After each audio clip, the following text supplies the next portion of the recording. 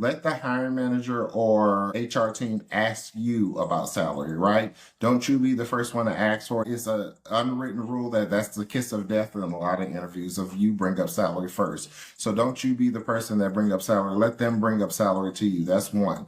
Because let's say they have a 3-round interview process and they never talk about salary to the third one, and you're bringing it up in interview 1. Well, they're in their mind, they're like, you hadn't even made it to the step to even be talking about this. Why are we talking about this on 1 when you have 2 more to even get to before we even talk about that? So let them bring it up, because that lets you know if you're at the place to and time period to negotiate salary.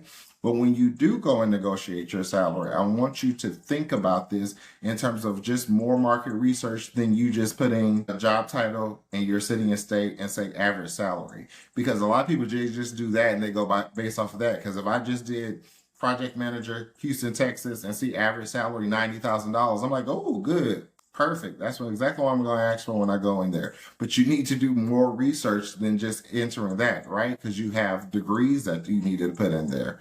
That's how many years of experience do you have? Are you bilingual? Can you offer something in terms of that to companies, right? Do you have other certifications and things like that that you need to take in consideration? If you need help on how to negotiate your salary and things like that, I have a $20 script on my website. Just click the link in my bio.